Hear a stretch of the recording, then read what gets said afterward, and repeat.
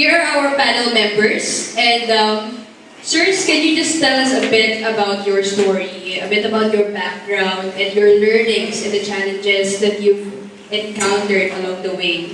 And you can also tell us about your future plans, and maybe you can also give an advice, pieces of advice to our participants. Alright, let's start with Sir Ragde. What kind of advice do you want to share? Well, we've been to events like this where we participate, and obviously, we learned a lot. And I don't know if I can share you some of the things that we learned because we didn't want any of those events. But I guess if you have an idea right now that you want to build, just continue it, and maybe you can find a guy or investor to finance it and continue building it, and eventually launch it on the market and get users. So yeah. Sir, can you just tell us a bit about your background? Have you always been interested in the tech industry? Well, yes, that's my training then. I'm a computer science graduate. And ever since being Tsunami Going, like we want to build apps, we want to build enterprise apps, and then we're just unique and everything. So, Alright, thank you, sir. You can ask questions later. For now, Sir Alvin. Good afternoon. Like all of you here, I was part of CMAC last year, so we were one of the representatives of the country to Singapore. So, like last year when we joined CMAC, it was just medyo di pa ganun ka-clear, medyo nasa ideation stage pa kami. So basically, our app, it's a micro entrepreneurship platform where the idea is to promote technology as a means to help alleviate poverty. So yun yung pinaka-concept namin. So we're trying to connect the suppliers, the customers, the investors through the app. So nag-start kami as our first phase is sa loading platform na kinonect namin for reloading, and then now we're trying to convert the load history of the users as a form of credit score. So inaaral namin yung load history or load pattern ng mga tao para mas maraming tao yung makautang for microfinancing so that more people can gain access to funding, and once it happens, more people can get into entrepreneurship, and then mas maraming makakaangat from poverty. So ganun yung ginagawa namin. Then in terms of learning with CMAC, actually for us it's very helpful for us, especially when we went to Singapore. Although we didn't meet there, pero yung experience there was really something it's priceless.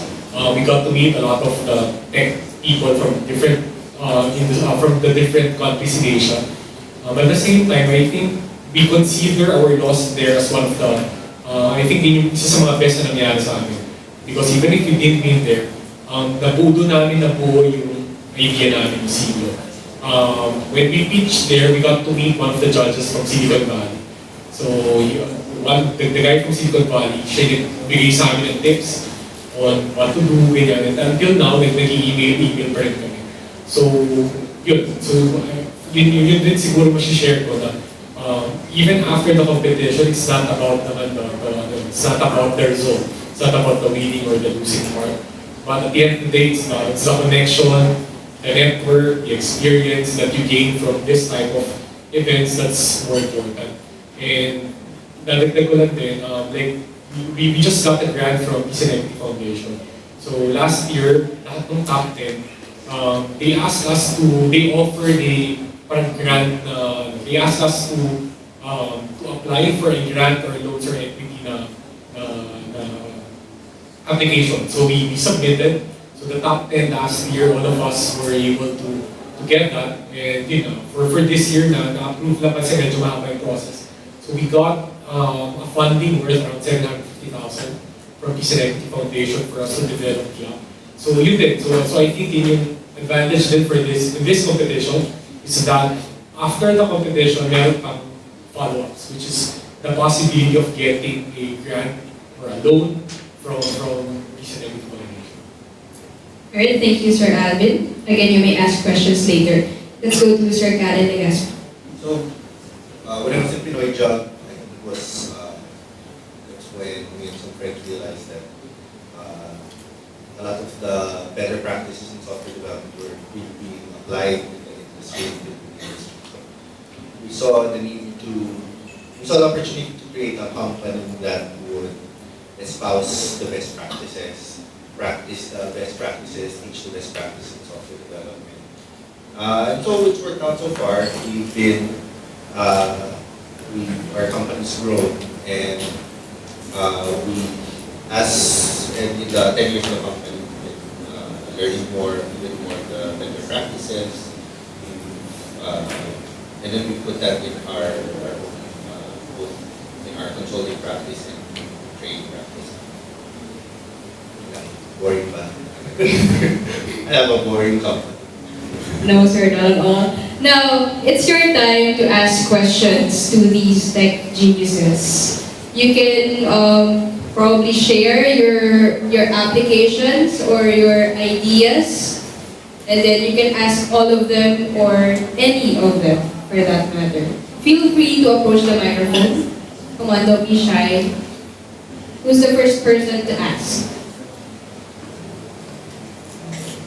Anyone?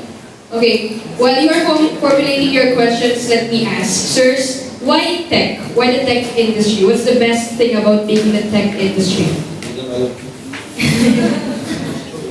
What's the best thing about it, sir? What's the biggest fulfillment? It's a great equalizer, right? If you have an idea, like most of the guys here in this room, you can just build it. You have the knowledge, the know-how how to build it. You can easily do it. Not unlike physical type of businesses where you need to really establish a production line to just build the things that you want to do. Tech is really a great equalizer. Like right now, you just sit on your laptop, build it and deploy it. So it's really easy to do that. Alright, that's one. Pastor Ab. For me, actually, unlike them, I don't have background in IT, so I mean really into marketing. So I think what's good with tech is that it gives an opportunity to young startups to really compete with the big players. Because unlike in other industries where you need like big capital or like you need to have a longer track record, I think tech allows you to skip those process and allows you to really compete with the big players on a shorter period of time. At the same time, I think being in tech, it's all about the idea. So I think that the idea is key. So yeah, like in our case, I started as a traditional tech company, but 2 years ago when we were at a crossroad, we asked ourselves what's our purpose. So we decided to focus on social technology, meaning technology with a cause. So that's one of our advocacies. Meaning there are a lot of good IT companies here or good programmers here in the Philippines, but actually majority would really want to become the next Facebook or the next Windows or the next Apple. But for us, what we're trying to do is to use technology to help our brothers and sisters who are really in need. So yun yung nag-get advocacy namin. So that's why we're coming up with tech-based livelihood services to provide more capital, more income opportunities for those people in the rural areas using technology. Sir Gad? I agree with these two, like Barack said, equalizer. Even if you're a one-man company, you can compete with a 1,000-man company. For me, it's always been fascinating. Even as a little kid, I wanted to be an engineer. So medyo totoo yung sagot ko na yun lang alam ko kasi I think that's, I knew it always be in tech. I find, it's something that napapanigilan pa rin ko. So engineer, it's doing the engineering, the actual act of engineering, software development, and learning about the different ways, the better ways to do things efficiently. I think I always find it exciting. Just to add lang with Alvin, yeah, tech is really a medium wherein you can touch a lot of lives. Like, honest ways to, parang using tech to parang enable livelihood for some people. Just want to mention that I teach parang, at the university for 5 years. Back then, it was not a choice. Like, I'm doing it because I feel that I'm changing the world one student at a time. But when I parang got out with sad education and then I started to build my own company, tech will parang help you change the world faster. Not one student at a time, but one app at a time. Like, for example, Facebook. Really, yung parang sa Facebook, it really helps us connect people. So it changes our life, the way, the way how Facebook works right now. That's right, especially these days that technology is very inevitable. Now, has anyone come up with a question yet? Alright, Sir Richard, please approach the mic. For the others, you can line up so that we'll be more organized. Good afternoon to our dear speakers. I am actually having an idea which is called ACUBE Learning, which stands for Electronic Entrepreneurship Education, with the mission of educating, inspiring, and encouraging Filipinos to engage into business. I am not an IT guy. I'm a faculty in entrepreneurship and marketing, and I just heard from Sir Alvin that he is also not an IT guy, so it's more of a push. But the question is more on what was the biggest challenge that you faced and how did you deal with it? Okay, actually the biggest challenge, like what you mentioned, I'm not tech. So I had a hard time really managing our tech team. So for the past few years, I tried getting partners because if you're a non-tech guy, that's the next thing that you want to solve, like getting a tech partner. But so far, I've worked with like at least 5 tech partners, but none of that partnership worked. So what happened at that point was, okay, I have to keep on trying. So in fact, one of my tech partners even hacked our system. So it was really a challenge. So in the end, I decided to just outsource my tech department to another company, which I think became more efficient. Now, at this point, eventually we will go back in terms of building our tech team once the application that we're doing is already stable. But I think that's the common problem of all non-tech guys who are in the tech industry, which is of course, the software. So that's a problem for the non-tech guys. What about for the tech guys? What was the major challenge that you've encountered? Everything that's not tech. Everything that's not- Marketing, sales, talking to people. Siguro, so I went into this business to about tech. But as we grew, we started to think more that we're more than 20, more than 30 people. Doon ko na-realize, hindi puro tech. Kasi majority of my day, hindi na tech. So, HR, accounting, so it was a challenge to learn everything else, lalo na the HR side. I think the hardest thing for tech companies is HR. The usual cliche, herding cats. Very, and it's not, and the output of engineers is not easily measurable. Diba? So yun, I think it's been a challenge being a person who likes to deal more with engineering, to learn everything that's not engineering, the people, the people side, Organizational the management side. For us, kasi marami na kaming apps na ginawa. Like we have a web platform, we have our apps. So the first parang few days while you're planning to build your app, so inisip mo, assumption mo, okay, pag available yan sa App Store, Google Play, first day makakita tayo ng 1,000 downloads. And then after 6 months, wala pang 5,000 downloads. So basically yung weakness ng mga tech guys, like yeah, we know how to build apps and parang launch websites, but we don't know how to sell it to people, how to market it. Like nandun na yung app, paano mo pakataas yung download, paano mo yung sustainable yung download, so on and so forth. So yun yung pinakamahirap. Okay, so remember that, guys. You don't have to be necessarily an IT person to succeed in the business, but just because you're an IT person, it doesn't mean or it doesn't guarantee success as well. It's a combination of a lot of things.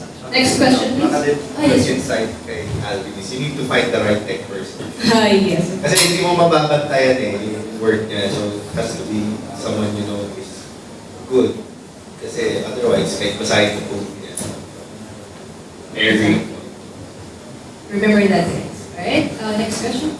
Hi mga sirs, and Eric, since we're in Go Negosyo, like, what do you think is the number one problem of small to medium enterprises? And not strictly in tech, but it could be relevant if tech and so on. I'd just like to note that compared to when I started, ang ganda ng opportunities for small companies. Now, dati, wala namang pupunto sa'yo, wala namang may mga events, but they're all trying to sell you something and not really there to support you. So, I think this is a fantastic time for entrepreneurs, especially tech entrepreneurs. So many opportunities that 10 years ago I didn't have. It's great. Just so dun kay Caleb, I think it's a double edge. Like, ngayon, yeah, bukuha lang sa laptop mo, mag-develop ka ng app for 24 hours. I-host mo sa AWS sa pangdali na, like, hindi ko kailangan bumili ng server. At the same time, it's a double edge kasi since na madali yung gumawa ng app, sobrang dami ng competition. Like for example, on my experience, we want to get published on parang news platform. Parang we are competing with attention with one guy.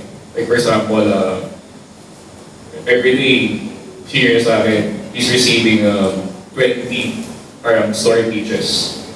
So, since na madaling gumawa ng app, yeah, it's a good thing. Madaling gumawa ng app, madaling mag-launch. Pero, it's a double-edged na madami na rin yung competition. Yun yung challenge, I guess. It's, ngayon, okay siya, pero it's a double-edged na, yun yung challenge. Sobrang dami ng competition.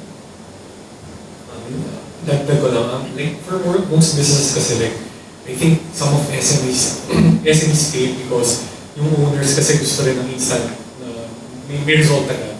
I think that's something na hindi na-realize ang lahat na it's really very difficult to run a business. Coming up with an idea is easy, coding is easy for programmers, but making it last, like sustaining it like for at least 1 year, 2 years, 3 years, it's very difficult. Kumbaga, what happens if after 1 year hindi pa kumikita? What if after 2 years or after 3 years hindi pa kumikita? Do you surrender? Do you close shop? Diba? Especially for people na sanay sa corporate world and naging entrepreneur. Because for corporate kasi gano'n eh, like, merong every month, you get a salary. But once you become an entrepreneur, you have to really sacrifice. Meaning, ikaw pa nga yung last single centavo ng pera mo. Pagsasunod kung kailangan mo pa sweldo, hindi yung ganun yung gagawin mo. Or kailangan mo gawin yung savings mo. Ganun yung gagawin mo. The question there is, willing ka bang gawin yun? Do you have are you willing to go through that? Or gusto mo talaga mabilisan na? I think that's yun yung normally na nagiging challenge ng mga entrepreneurs. Na kumbaga, are you willing to wait? Kumbaga, sabi nga, delayed gratification. I think that applies for entrepreneurs. That's the tried and tested na ginawa ng mga like older entrepreneurs na I think even if modern yung mga technology, I think that type of principle still applies until now. So, that's my... Again, compared from when I started, I noticed ngayon sa mga events, there's a lot of focus on pitching. Siguro when me and Alan started, wala namang pitch mo nanay mo, pitch mo tito mo, mangungutang ka sa kanila. Yun lang yung pitch mo, wala namang nagpo-post sa'yo ng gano'n eh. And then, it's good at the same time, it's also a distraction. You're focused on fundraising. Fundraising is not the business. Diba? So focus on the business. Dapat, tapos kung madali na mag-fundraising kung kumikita yung business eh. So, I see the distraction of people starting startups, not businesses. They make the distinction between startups and businesses. A startup has to be a business, and your focus has to be profitability. And you don't need to raise money. A lot of companies, even in the US, even tech companies that are very successful, have never raised a single dollar in equity. Like SAS, everybody knows SAS, right? The analytics company. That is still owned by the same person. And maybe there's a correlation that if you're not distracted by raising money, you have a better chance in running a successful business. Alright, thank you, sirs, for your answers.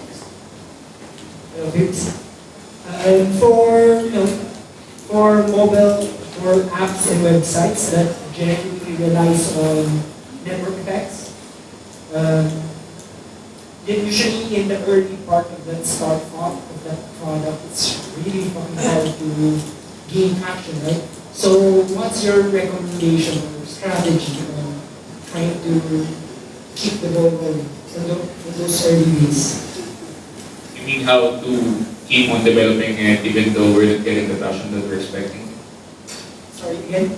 You mean how to keep the development going even though we're not getting the traction that we are expecting? More of trying to build that network effect, like having that community or user base in those early days. Okay, I guess, ako na. Especially you, kasi Okay. go rated. Okay. So I have an idea in mind. Actually, we have a program that we are running right now. Because we have an app, it's called Testy that the one way that we want to market it is we give a t-shirt for 10 downloads. Like for example, if you refer 10 downloads, you get a t-shirt. And you get, if you refer 5 more, we ship the t-shirt for you for free. So those are the things that we're doing right now to apply the network effects that you are mentioning earlier. So yeah, because yung i-refer mo kasi, definitely mga friends mo. So, syempre, kung gusto nila ng shirt, they can refer their friends to them as well. So those are the network effects that we are employing right now. So, kanya-kanyang marketing strategies Yeah, kanya-kanya. and promotions. Or you can also use yung ginagamit ng mga network marketing ngayon, like meron kang left and right.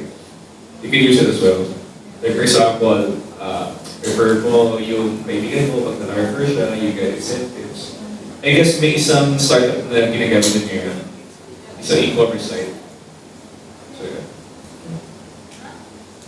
Right? Can you also answer the question, sir? I don't think I'm qualified because my business doesn't rely on network effects. Maybe you can explain how you get clients, referrals. I don't know. Yeah, well actually for consulting, ano ba Alan? They just nangyayari na lang eh. So we actually, Alan's been in the same business for 7 years. I've been in the business 10 years, and we still, what we know is sales, hiring a bunch of salespeople doesn't work, attending events doesn't work, we know a bunch of stuff that doesn't work. And I think the bottom line for consulting is you do good work and people will come to you. It's referrals, it's keeping a good reputation, doing well in the first project a client gives you so that he'll keep giving you more projects. Ayun. And actually, it's not so much about broadening your number of clients. You actually, consulting, you actually have to be picky about your clients. Yung effort ng in sales when a lead comes in is to pre-qualify, because if the lead is a waste of time or person that will do work for it and end up not paying later on, it's worse. So, so actually, nagiging reverse yung yung trabaho ng business development namin is to, hindi so much to bring business in, pero to check kung okay ba tong kliyente, tagaharap pa nga siya eh. You can answer that. Gusto mo, you wanna answer? Alright. Of course, sir, you can answer. Alan is the founder of PBA Tech. So, I'm a participant also. Evilnet. Anyway, sige. So there are different ways to promote. No? One is joining competition like this. That's why we're also participant here. Because it has a large network already in place. So you can look into communities. So for example, Rotary, or depende sa market mo eh, diba?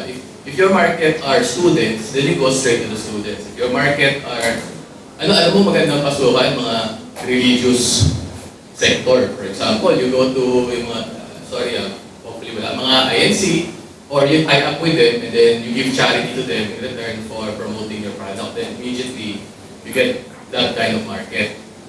So that's the easiest way kasi you talk to only a few people but you get a broader reach of the people. The others would be like how Alibaba did it. When Alibaba started, they were trying to promote a marketplace, diba? So there are people selling, there are people buying. The problem was when they started operating, nobody was buying. People were just posting stuff they want to sell. So what did they do? They actually purchased the product themselves.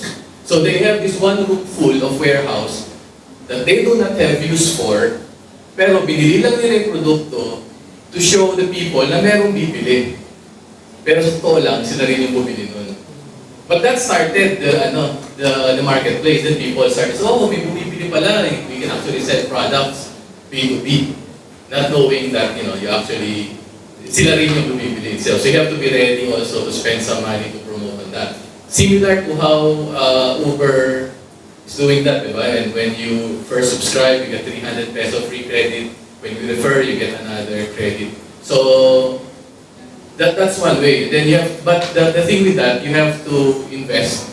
Kasi there's a cost for acquisition, like how much you spend on acquiring. Then that's where you do the computation, like how much is the cost of acquisition, how much are you gonna make in return for each of the customers. So, Okay, thank you for add ko lang, medyo may pag-tech jargon to. You can also refer to user growth hacking. Like for example, since Alan mentioned na yung you acquire users, you activate them, you retain them, and somehow you make them refer to their friends. So you can visit that. Like, you can use like referral codes. When they use the referral codes, they get discount, they get freebies, and then kapag gumamit sila ng app, you keep on parang sending them newsletters so that they keep on coming back. So you can revisit that. Thanks, guys. Sir Alvin, do you have anything to add? Sa amin naman din, our strategies, partnerships and creating strategic alliances. Like what I mentioned a while ago, our target market are really those people from the bottom of the pyramid. So what we did is we partnered with Negosyo, Presidential Commission for Urban Poor. We partnered with them. So for us, actually, yung users namin, naka-divide sila. So we have groups for mompreneurs. We have groups na from the different urban poor groups. So ganun yung ginawa namin strategy. So hindi kami like mass marketing. So we're marketing it based on the needs of each target market. Then we customize our system based on their requirements. So I think that's another option that we can also do. Alright. So those are very good advice on marketing strategies, but of course, marketing strategies are also product specific. So you also have to come up with your own. Next question, or we will entertain the last one. Okay. Hi, good afternoon. Yeah, I just want to harp on the thing that you mentioned, Alvin, earlier, where a business should be sustainable. Now, in developing a business or even a concept or an app, does it have to be sustainable na ba agad? Dapat ganun siya, sinashape mo yung business model mo na thinking long-term in the sense na dapat sustainable na siya? Or you develop it to address a specific problem or a concern? So which one? Mauna ba siya? Sa ba? I think for business, number one, dapat profitable. I think lahat naman tayo pumasok sa business to make it profitable. Because if not, then we can do charity. Di ba? Parang ganun. So I think kami naman, yung sa situation namin, since we're promoting social technology, so nauna kasi sa amin, we start, like what I mentioned, we started as an IT company na traditional, which the primary focus is really to make money, yun lang. But after I met si Tito Tony Melot of Gawad kanina, we decided to switch. So ngayon, ang nangyari was, instead na isa lang yung focus namin, which is to earn profit, naging dalawa ngayon. Parang kumbaga sa social, it's like double or triple bottom line yung tinatawag nila. Meaning, minimeasure din namin yung social impact na nagagawa namin to these people. So even if maging profitable yung business, pero kung maliit lang yung impact na na-create namin, then we don't consider that as really a successful venture. So ganun yung measure namin right now when we're doing yung business. But I think once you do your business plan, I think dapat din sabay na the purpose of the business, kumbaga how to make it sustainable and profitable should be pasok na siya once you're developing pa lang the product. Because hindi pwedeng kulang yung isa. I think yun yung point of view. Sir Alvin, your business is actually a social enterprise, right? So that only proves that there's no conflict between doing good and doing well for others as well. Alright, maybe next question? One last is I'm Ryan from Bringing Veggie in CDO. My question is addressed to Sir Alvin. We're kind of in the same. I resonate so much with kasi no IT background and also to a startup na social enterprise. So we've been kasi participating in activities and programs like this. So our ideas have been refined. When you were in CMAC, you said na na-refine yung idea niyo. So what I wanted to know was, what were the steps that you took from that moment you were able to refine the idea until to the point na you were able to gather, let's say, your first customers? Ano yung exact little steps that you took? When we joined CMAC, kasi we already have an existing loading application wherein we already have like at least 1,000 users. When we joined CMAC, ang focus namin was using that platform to get into agriculture. So, same lang naman yung backend doon eh. Binagano namin yung players. So, we promoted yung agriculture, meaning connecting the farmers, the suppliers, the funders, and all the different partners. So, yun yung nilaban namin doon. So, when we presented that, ang sabi sa amin ng judges, bakit kami nag-focus sa bagong area wherein meron na kaming traction dun sa original business namin, which is in loading. So, yun yung sinabi niya sa amin. So, because of that, doon kami nagkaroon kami ng change ng direction. Instead of focusing on agriculture na totally different product line, nag-backtrack kami ngayon. So, inisip namin, meron tayong 1,000 housewives, ano pwedeng gawin natin dito sa mga to? And then the judge there in Singapore, he told us na in Silicon Valley, they're looking for an analytics that could use the mobile load or cell phone load of an individual to get credit scores. So yun yung sinabi niya sa amin. Every day kasi we're generating at least mga 2,000 unique numbers in our database. Every day yun. So lahat ng customers ng mga housewives, mga nanays namin na nakakalat, pumapasok sa database namin yun. So yun yung naging change namin. Because of that advice na binigay sa amin nung judge, sabi namin, what if mag-develop tayo ng analytics, aralin muna natin itong loading. Aralin natin yung loading. Once meron na kaming data, then we can start offering yung application namin to the farmers. Because yung nanays namin right now, they're just selling loads. But ginawa namin silang data mining agents na namin ngayon. Before, they're just selling loads, smart sun. But now we're using them to capture as much demographics or data as possible. And because of that data, then pwede na kami ngayon mag-deploy system in other industries. In fishery, in agriculture, in all the different type of micro businesses. Because ang pinaka-importante doon yung credit score. Because without the credit score, there's no funding na papasok. And if there's no funding, then they cannot start a business. So yun yung sinolve namin ng problem because of the load component. So yun yung kinalimutan na namin before. So now, ang naging strategy namin now is to acquire as much housewives as possible. Now, ang target namin is 30 per barangay. Once marami na kaming nakadeploy doon, then it means the more users that we have, it means the more data that we get. the more data that we get, it means mas marami kayong matutulungan. So lahat ng customers na bumibili ng load dun sa mga nanays namin, then lahat yun magkakaroon na ng credit score. Na currently, wala silang ganun. Imagine mo yung mga sa mga kanto, wala naman silang mapapakita credit score.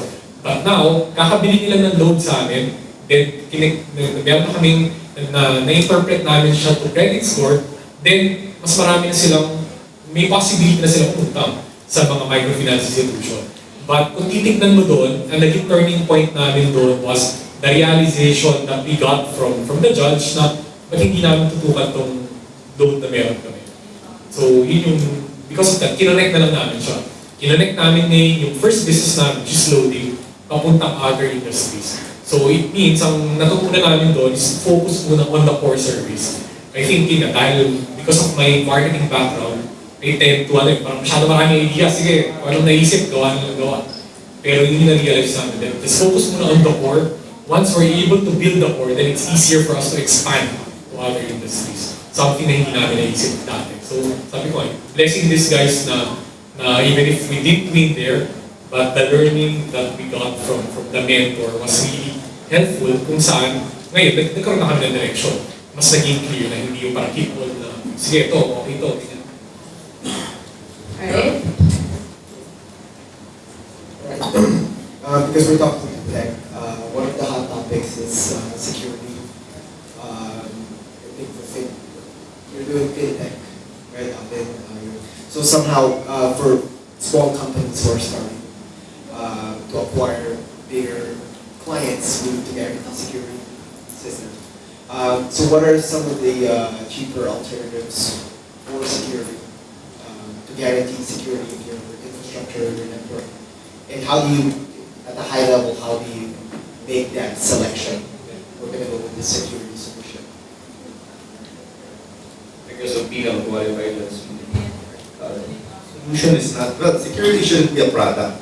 Security is about knowing, well, what kind of product they For example, if you're doing something that accepts money or processing credits, something that's prone to hacking. Yeah, so usually, you're dapat PCI compliant your system mo. So you have to be aware of the ways to reach PCI compliance.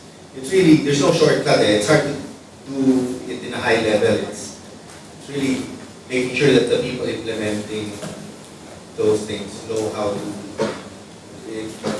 to build secure systems, know how to build and operate secure systems. So there's on the development side, making sure that the application development is secure. And then on the ops side, of course, proper monitoring, proper responding to any attacks. It's hard to do What do you recommend to companies that don't have that expertise, and they don't have the money to just deploy? Mahirap to go into fintech without someone in the organization that knows how to build secure applications and operate secure applications. So if you remember, what's that big Bitcoin company yung nawala? No. The one sa Japan. Mt. Gox Files. Diba? In one moment, nawala lang ang pera nila. So, billions of dollars gone in a flash. You don't want that. You don't want to make a lot of money and then, ang dami pera, let me get that. Somebody else benefits from that. So, there's no shortcuts. It's like saying, hi, I just committed murder, can you teach me how to be a lawyer? There's no shortcut to being a lawyer. Alright. And just to add lang, maybe your question is specific on accepting payments. Yeah, in general, anyway, if you're talking to people who you're asking to Pay. process Okay. things.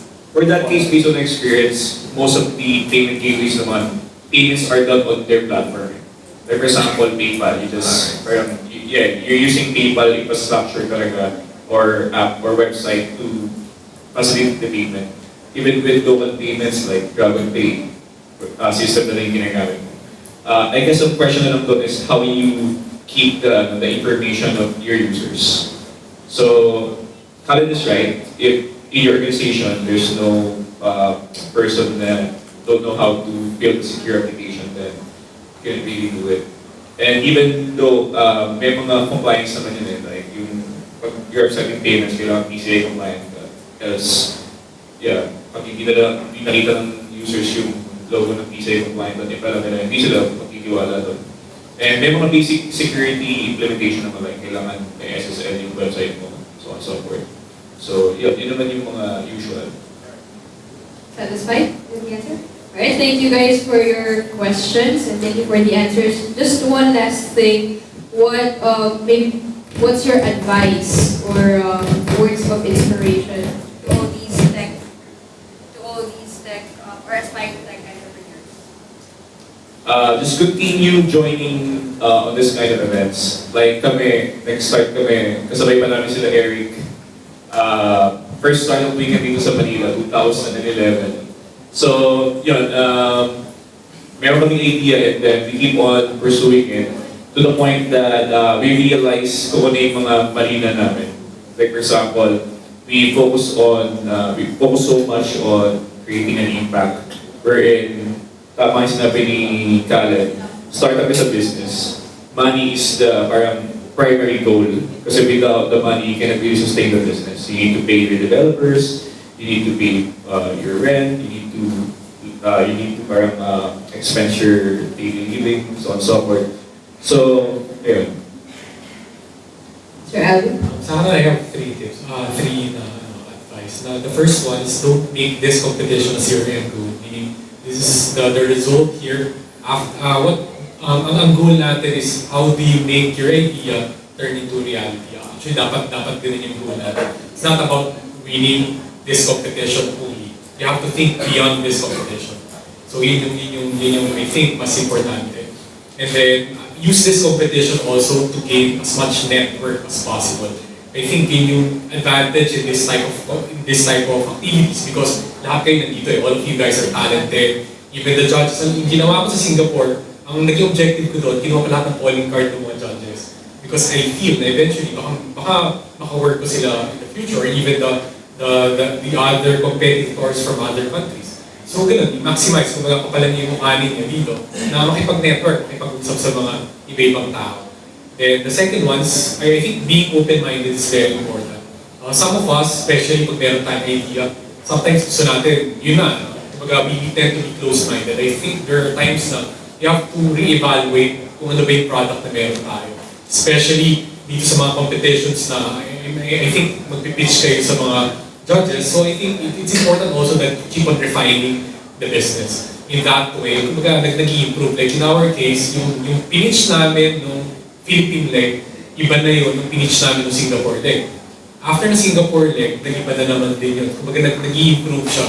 Because yun, hindi na-realize namin na itong product namin hindi ganun na lang. Then the third one, like what I mentioned, our advocacy is to encourage tech to help the people from the bottom of the pyramid. I know all of you guys here are very talented, all of you guys are very good programmers, that's why you're here. But I think we as Filipinos, meron rin tayong responsibility which is to help our less fortunate brothers and sisters. Like in our case, karamihan ng tao in the Philippines, like what makes the Philippines unique is that 98% is prepaid. Kumbaga, ang daming taas sa mobile penetration rate. Kumbaga, instead of just focusing on the upper class, which is like 1% of the market, why not focus on those people at the bottom? Because eventually, these are people who will have the smartphone, especially mga baba na ngayon yung smartphone because of the iPhone, cherry mobile. Eventually, sila na yung magkakaroon ng smartphone. So develop products targeting these people instead of just patterning the product dun sa market ng mga big players in the US. So, thank you. Sir Gavin? So, I just want to reiterate na focus on making a profitable business. There's a lot of distractions now and it's all good, very good opportunities. But again, try to get profitable, try to have cash flow as early as possible. It's easier to think, don't think about, oh, is my business model scalable? Am I making an impact? It's easier to do that. You have more flexibility. Once you have steady cash flow, you can pay your own bills, you can send your kids to school, whatever. You can pay employees. Madali na yung ibang bagay. How do I make my business more scalable? How do I have social impact? If you're sure that